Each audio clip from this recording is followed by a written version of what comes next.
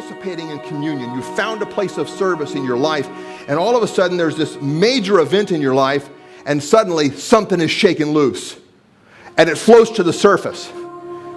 And those memories of long ago are alive, and you need a demolition team, because the memories of what happened in long ago, either things that were done to you or things that you did, suddenly become full-time in focus, threatening to go off and explode in your life, exploding in your family and your friends. However, it kind of pains me to quote a politician on Sunday morning, but I'm going to do it anyway. A crisis is a terrible thing to waste, one political guru said. I find myself having to agree.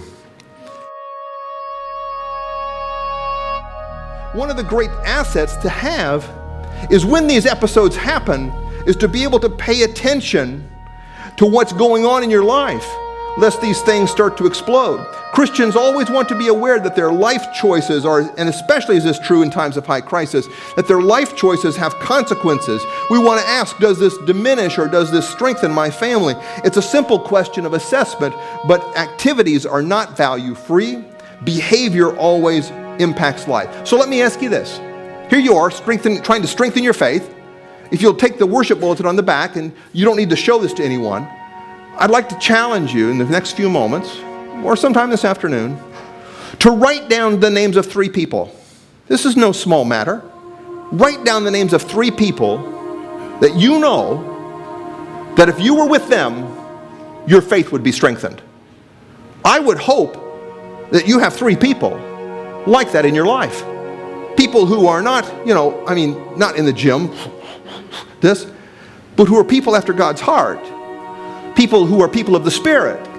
People whose heart and mind is set on the things above, with their feet firmly planted in this earth. Because we don't need people who are so heavenly minded, J. Kessler, as to be of no earthly good. We want people of maturity growing, and we want them in our lives.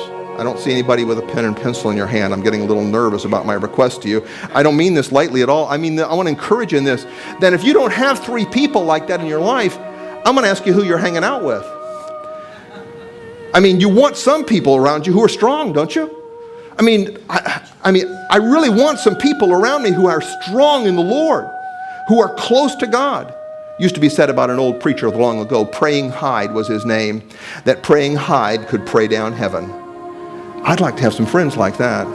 Do you ever talk to some people and you feel like that when they pray, heaven listens? Some days I feel like heaven doesn't listen. Do you ever feel that way? How about having 3 friends who you feel like if they hold the Father's hand more tightly than most of us? What a great asset that this would be. And I'm asking you such a question to give you a bit of a challenge as well.